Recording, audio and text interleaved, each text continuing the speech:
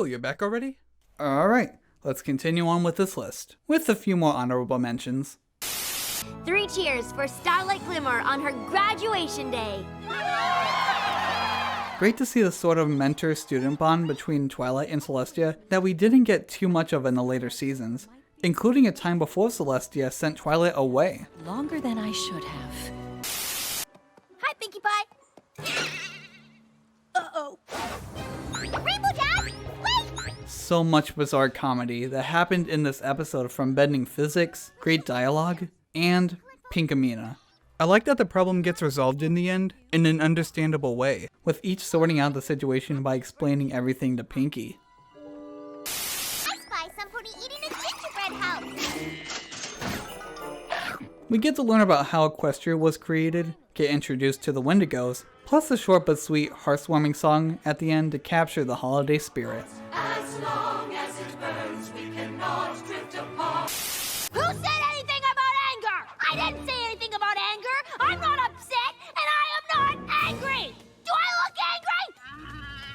When unable to directly talk about death head-on, I appreciate the way they choose to go, by saying goodbye to a pet during hibernation. Loosely exemplifies the stages of grief, and you gotta feel a little emotional near the end with the scene in Rainbow's bedroom. Also, gotta give a mention to the Who's on First skit. There's open skies everywhere. I'm not everywhere. I'm right here. Invites you to the wedding of Princess Mi Amore Cadenza and my brother. Despite the sudden bomb drop about Twilight having a brother in an old foal sitter, we get an amazing second part full of escape and fight sequences, as well as being introduced to Chrysalis and the Changelings. Kind of day.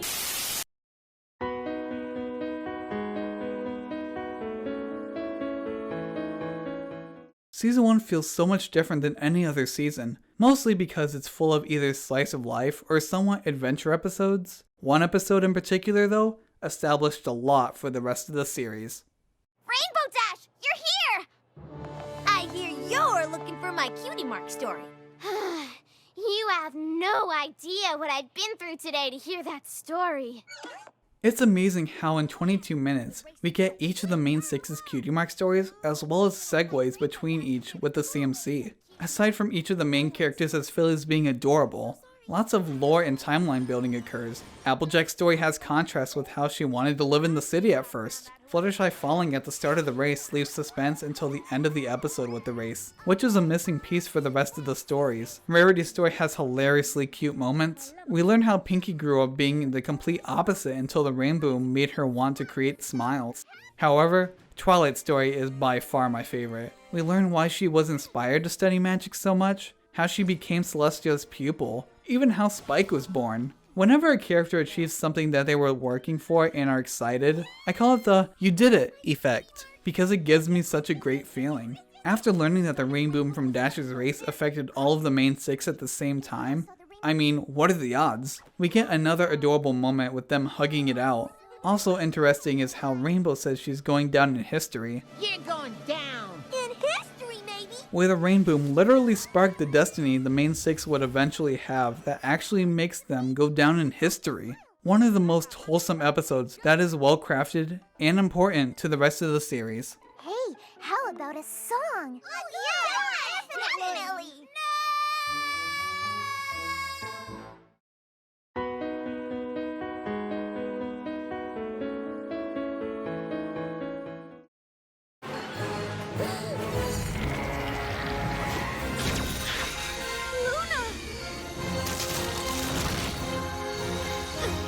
Another episode where all the main 6 are featured. I'm starting to realize I really like those episodes. Kind of a switch up at the beginning, where Luna freaks out over a good dream. After the main 6 make the connection that they all dreamt about the same blue smoke monster, which is a cute moment, Luna quickly arrives to explain the Tantabus, an interesting one-off antagonist thing for the episode. I like the comfiness of the setting with the main 6 sleeping in their same room beds and comedic moments, such as Pinkie falling asleep suddenly. It felt like a small sleepover. We get to learn more about Luna's dream abilities. With the entirety of Ponyville having the same dream eventually, a sense of togetherness and teamwork is shown. So many background and secondary characters fight in creative ways that you wouldn't normally see from them. We get callbacks to the Power Ponies and Rainbow Power, but we eventually learn that the creature was made by Luna to punish herself, and it feeds off of her guilt. Kind of a heavy and emotional topic on learning to forgive yourself for doing something hurtful or awful. I got a little teary-eyed the first time I watched it, after a close call with the Tantabus getting very close to escaping to the real world. The day, or night, is saved. I also like the aesthetic look of Luna sleeping in the good calming dream. It's very peaceful. A fun episode with creative writing in the dream sequences, and a heavy lesson as an icing on the cake. Watch me solo on jazz flute.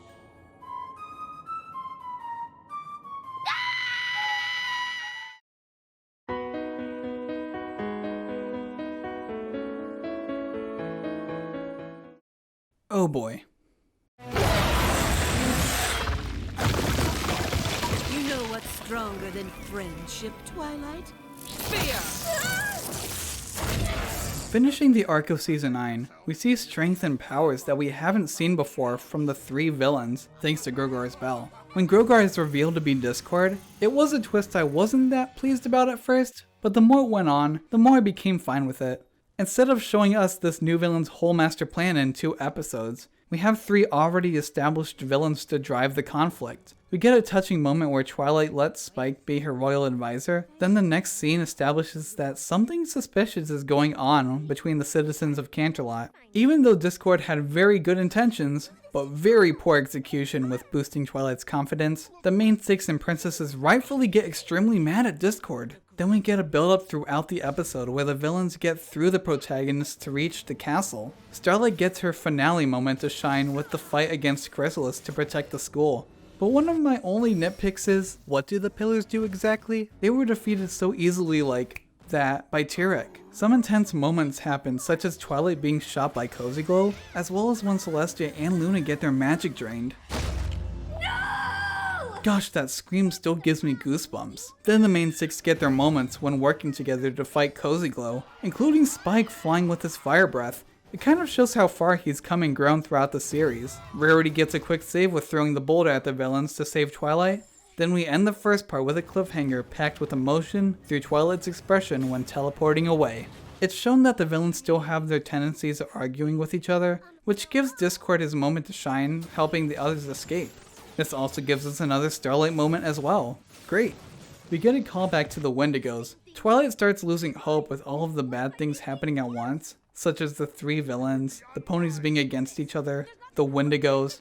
After a motivational talk between the main 6, we approach another epic battle in an open field beneath the gray skies. A good setting for the final battle. Twilight and Tyrek have another short fight.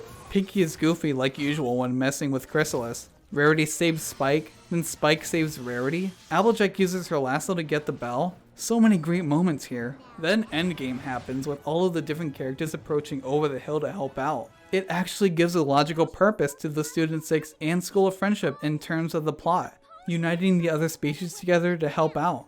The Pillars, Main 6, and Student 6, which can be seen as the past, present, and future generations, team up to make the biggest rainbow power ever in the show. We get a funny moment with Chaos Pinkie, and it's a pretty fitting way to have the villains defeated by turning them into stone, just like Discord once was. We end it all with a great wholesome callback to the donut shop in the Season 1 finale, with lines reminding us to look forward to the future. It's like the end of an era. Or the beginning of an even more awesome era. This epic 2-parter was an amazing way to mostly end a long-running series, and I could watch it over and over again and get the adrenaline rush every time. But what could be better than that? We'll find out soon, but for now, here's some more honorable mentions. We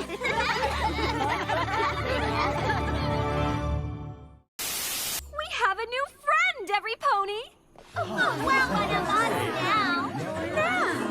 At the time, I liked the idea that we had a 2-parter villain or antagonist that was just a regular unicorn. No big bad mythical creature. This has such a different feel for most premieres, where it feels slower paced in the one location of the village, from the repetitive words on the speaker to the rehearsed town song, and we get introduced to Sugar Belle and Best Pony. I challenge you to a goof-off!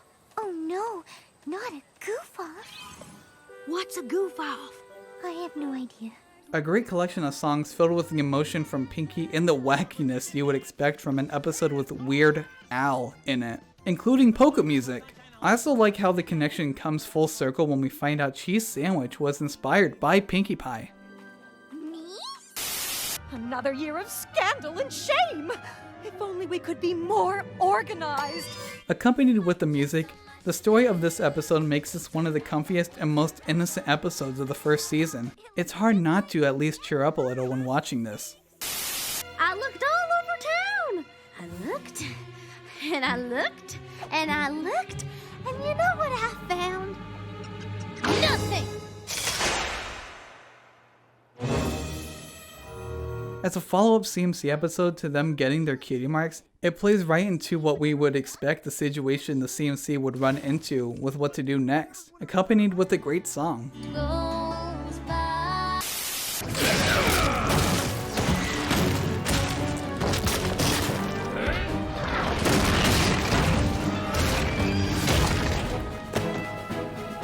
We finally get to meet Starswell after multiple seasons of referencing him. What starts as a small journey to bring him and the rest of the Pillars back from Limbo turns into a big team up between the Pillars and the current bearers of the Elements of Harmony, including some side characters that entertains us till the end. Also, it's fun to see Twilight geek out about her idol Starswirl. Also a nice detail that Katia was going to give the artifact to Fluttershy anyways, but she still volunteered to help him.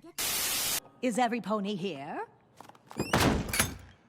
Oh, Set Mayor. As Mayor says, every pony is a star of their own story. The beloved background and secondary characters that have grown personalities in the fandom get a chance to shine in the meta humor and madness that is this episode. Having all of this go on in 22 minutes makes it stand out from the rest, and we'll never forget it. It'll all be cleared up in a half an hour or so. Hey, ain't you a fire-breathing dragon?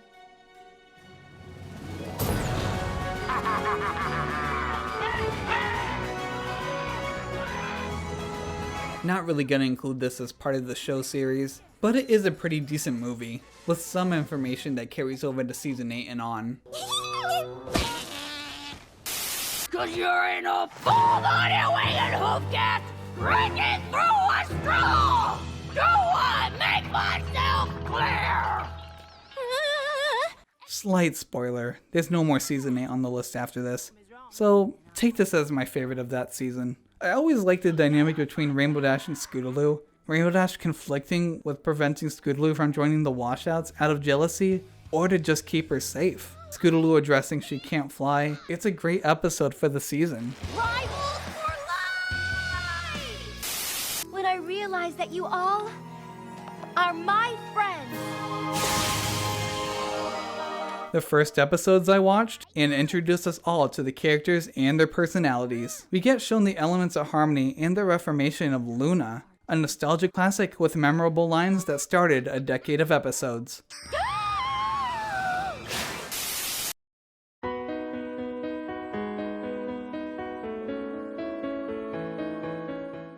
Alright, we were going to have to tackle this one eventually.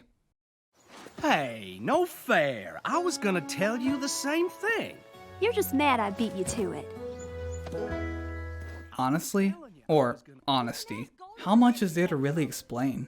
This is an episode we were hoping for about 7 seasons. This is chocked full of history and lore of the Apple family and Pear family. We see the adorable relationship between Pear Butter and Bright Mac throughout their youth. We learn of the connections that different secondary characters had with the Apple's parents. They are sent all over Ponyville to piece together the story of their parents' relationship. There are moments that pull on the heartstrings, such as Big Mac wanting to hear more stories of his father from Burnt Oak. Would it be okay if we stop by again sometime to hear more stories? I'd like that very much.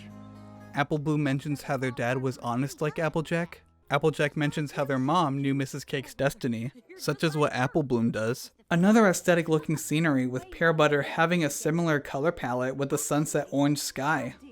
And we get a simple yet heartwarming song that leaves a smile on my face every time. When the problem comes along that the pairs will be moving away, Bright Mac does a romantic act of setting up a marriage with her to seal their vows. It's a very emotional and kind of messed up moment how Grandpair leaves his daughter to focus on his business. After reconciliation with Grandpa years later between him and Granny Smith, as well as the other Apple children, Pear Butter's song plays as they all view the tree that their parents planted long ago. How did they not see that in the fields before? The fact that Grandpa probably never saw his daughter again after that moment makes his return all the more meaningful. Every time I watch this episode with people, hardly anyone talks during it. It's full of emotion and comfiness, and it's no wonder it's one of the highest rated episodes of all time.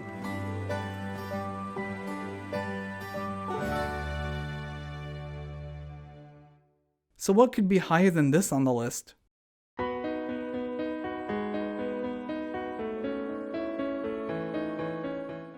I remember not thinking much about this episode the first few years viewing it, but over time, it finally worked up to me.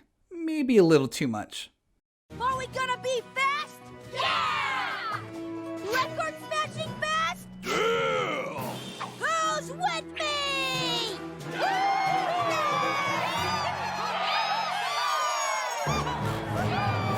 Fluttershy!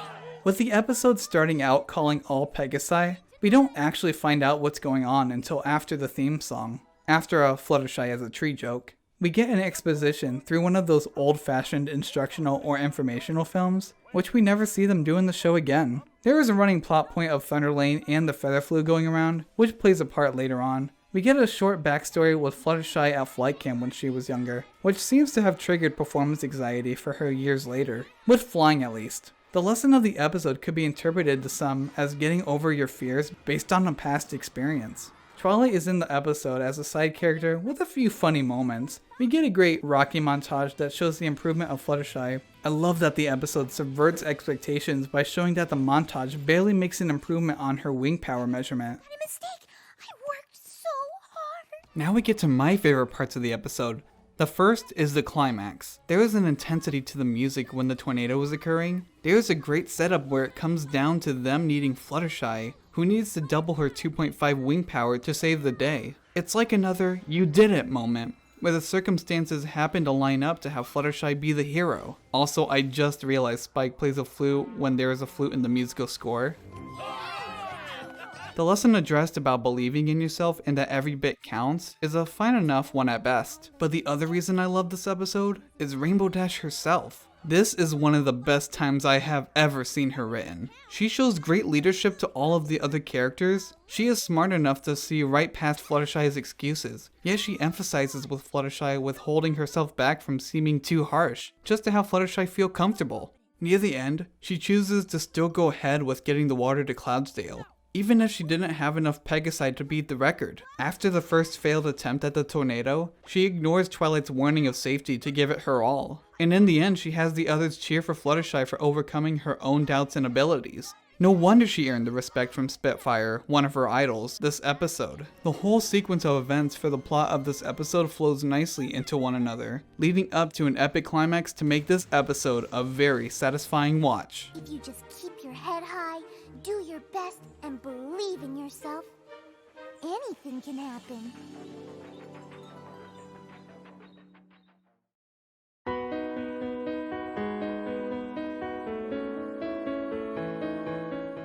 Spike has been a punching bag for the series for a while, but if there's something I have to be grateful for with him... Me and my big mouth. Actually, I'm glad he said something, Spike, because if you hadn't, we wouldn't have gotten one of the best episodes in the series. Moon Dancer? What do you want? I'm trying to study. It's us, your old friends. Ugh. It's amazing how they can take one small passable scene in the premiere and expand upon those few seconds into an entire episode. It feels like a trip down memory lane to settings like Twilight's old home and Spike's gift to Moon Dancer. We finally get plenty of dialogue from Minuet, as well as Twinkleshine and Lemonheart.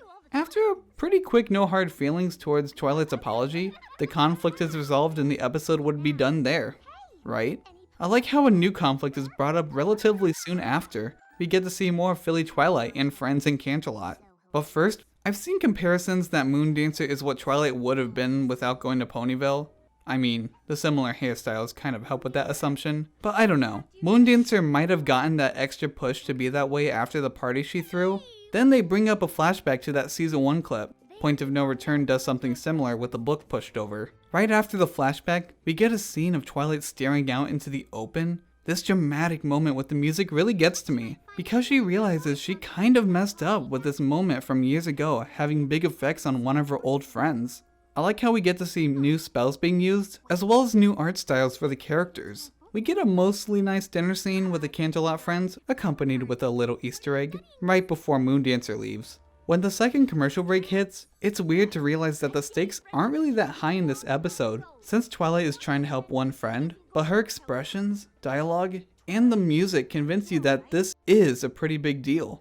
No, I'm not. When Twilight looks back at the party with Moondancer, you could argue whether this is a flashback or just an assumption of what happened in Twilight's mind. It's more likely the latter, since she wasn't there when the party actually happened. We get a funny slapstick moment with Twilight and Pinkie crashing in a minuet. Twilight's somewhat hard attempts at wishing for forgiveness contributes to the problem as the climax hits, with emotional dialogue from Moondancer as she's hitting the piñata. I'm not gonna lie, the music and the motion of the stick made me think she was actually going to hit Twilight at first. That's how convincing it is. And you didn't show up! Ah!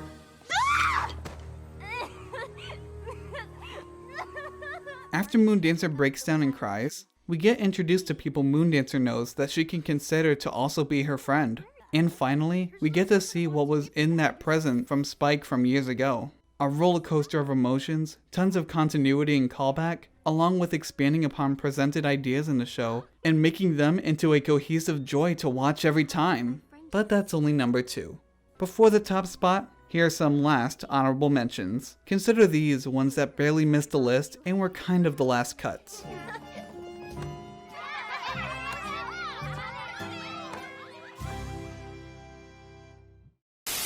AJ said you were the best little sister ever, Apple Bloom. I kinda like the fact that Applejack was the closest to Coloratura, even if she's never heard of her stage name before. All of the music in this episode is great, with most filled with passion in the performances, even with the other ones kind of being a take on the modern music scene. It works great kind of teasing the music management scene as well. A great element is how Coloratura never completely forgets AJ, and still holds her own morals and interests throughout the episode. Different from how I usually see the higher up pop stars act with this trope. I love the wholesome ending as well, with including Apple Bloom and the CMC, as a thanks to Applejack. The door to the prop pouch store is locked because the owner's on a sudden vacation to Canterlot with his grandniece for a few months, and so there's no way I can get the perfect present for Bonnie. Now I don't have any present for her at all, so it'll be the worst pie sister surprise Sunday ever! A very underrated episode in my opinion. The humor is mostly on point, with Rarity mostly serving as the comedic relief. She had pretty good and funny interactions with Maud. We also bring back the party cannon into the story plot. The initial idea of the Gift of the Magi is presented with the goodness of Pinkie's heart. I just wish we could have gotten an ending similar to the original story, with both of them giving up something sentimental. But I'll take this still. Oh, I'm so excited I got the rock pouch! And I know I say excited a lot when I'm actually just kind of excited, but this time I'm really excited about how excited I am about being this excited over the rock pouch!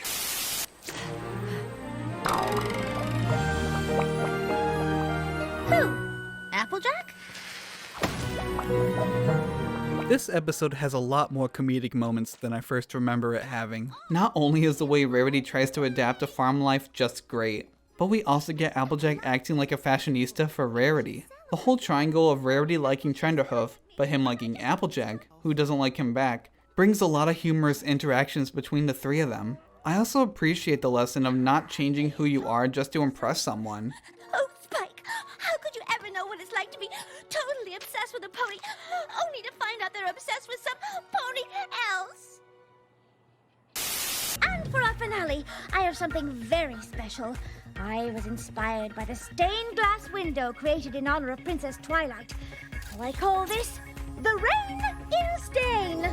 Because the dress is inspired by the stained glass window of a reigning princess! Yes! An episode that is best summarized with the song included in it, Rules of Rarity. Losing that creativity and inspiration because of the repetition of production is an experience that I'm pretty sure any artisan can relate to. It also really hits when Rarity delivers this line. I'm the Cosmere cover pony.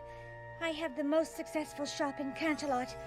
I've gotten everything I ever wanted, but I'm miserable. And the episode also gave us this. Oh my gosh, Assail! Do you have the princess dress? No! Clock is ticking, Twilight. Clock is ticking! Keep it together. If I can't find a friendship problem, I'll make a friendship problem! The slow progression of Twilight's fall into insanity of over-exaggerating her need for her letter to Celestia gives some excellent writing that also builds up her character. We get tons of memorable moments and lines, such as the drama couch, smarty pants, and The worst possible thing! as well as paving the way for the rest of the main six to write letters as well. Ugh, you're gonna cheer for me like that? Louder! Yay! Louder! Yay! Louder! Yay! Crazy to think that when I first started watching this show, this used to be my favorite episode. That opinion has diminished over time, but I still enjoy watching this. We get world building of parts of Cloudsdale, as well as Rainbow Dash conquering stage fright with the pressure building up throughout the episode. She gets her moment to shine with saving Rarity and the Wonderbolts, and the You Did It effect happens when she wins the competition and gets to meet her idols. Plus a small thing is that I like the color palette between Rainbow Dash and the backgrounds of Cloudsdale.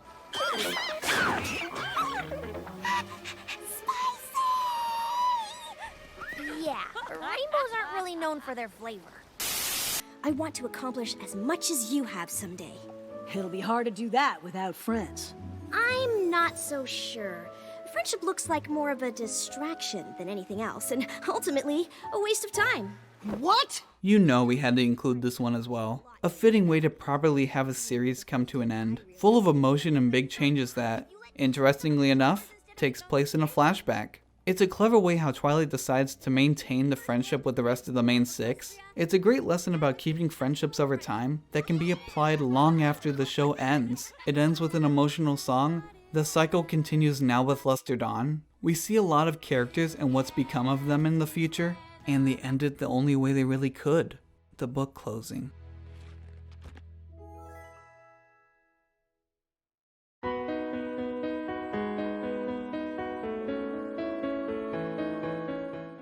This is a number one that I know not many people are going to have. For me, it plays into the nostalgia I remember when watching it, the comedic jokes to keep it entertaining, the love that each character shares with each other. It all plays into this episode that I keep coming back to over and over again. If you've been watching both parts of this list, you could notice that there's a certain two characters that I have a lot of interest in watching. And where the biggest step in their bond occurred, I watched it so much during the day and at night that I guess you can say it made me sleepless. Looks like you'll be sharing a tent with me, huh? If that's okay with you. Sure, as long as you don't snore. You don't snore, do you? Nope, no way. Not me. Never snored a day or night in my life. Then you and I are gonna get along just fine. Before this episode aired, we knew next to nothing about Scootaloo's life and personality outside of the CMC episodes. One of the only things we knew is that she was a huge Rainbow Dash fan. And I mean huge. We immediately are somewhat introduced again to Scootaloo's personality, with her doing all the tricks on her scooter. It's cute how Scootaloo gets excited and caught off guard when Dash compliments her, saying, Nice moves, kid.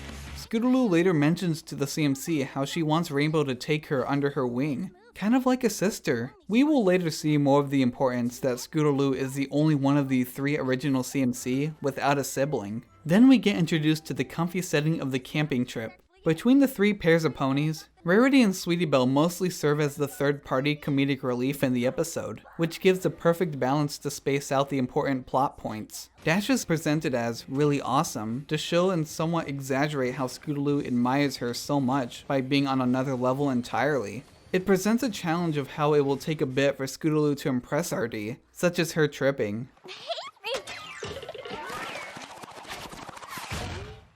and saying that she doesn't snore. We get a small reference to the season 1 episode Sonic Rainboom. Is it about the time when Rarity had wings and then they got ruined and then you saved her from plummeting to her doom? Then we get into the spooky stories told by Dash. It's an interesting writing aspect to show how Sweetie Belle and Apple Bloom have their sisters to comfort them. That way it contrasts with showing how Scootaloo is put in a situation to pretend to be tough by herself like RD. We get a funny moment with Dash ending up snoring, and the nightmare to really set off Scootaloo for the majority of this episode.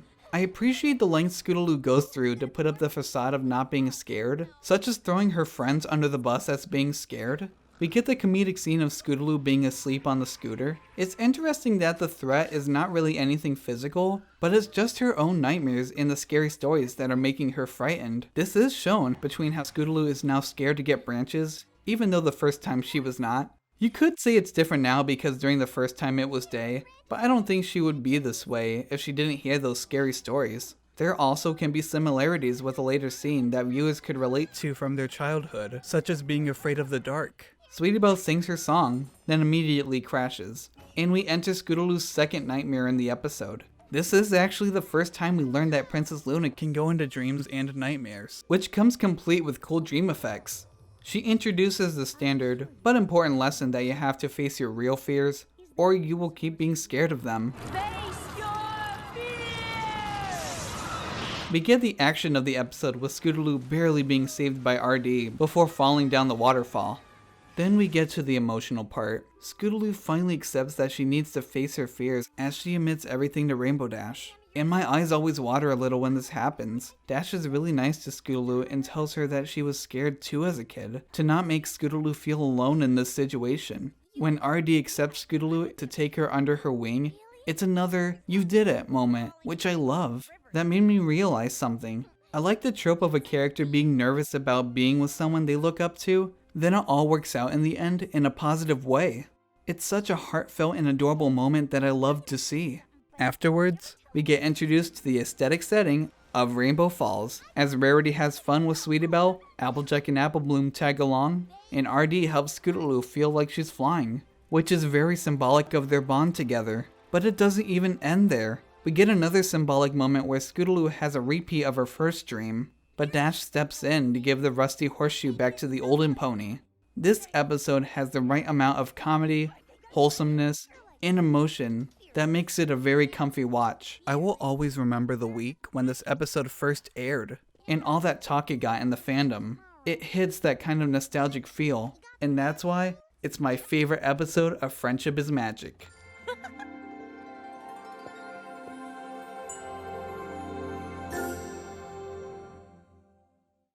Except that this isn't the end of the video.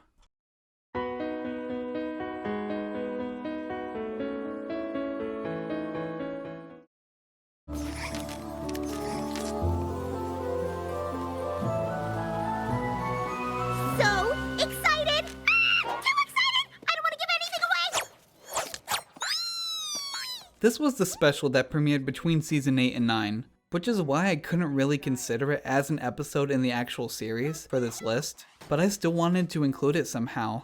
This special is amazing. We get introduced with a catchy song to capture the holiday season. It's nice seeing a holiday episode take place in the present that features all of the main six. The heartwarming helper gives the opportunity to have all these evenly spaced storylines, with each at least entertaining me. In the era of the later seasons with all of the new characters introduced, focusing back on slice of life with the main six is quite refreshing. Spike's story had a pretty standard storyline with wanting to find the perfect gift for Rarity. For the storyline with Fluttershy and Applejack, Fluttershy being so gullible to the Flim Flam brothers is probably my least favorite part, which was a pretty standard Flim Flam scam plot.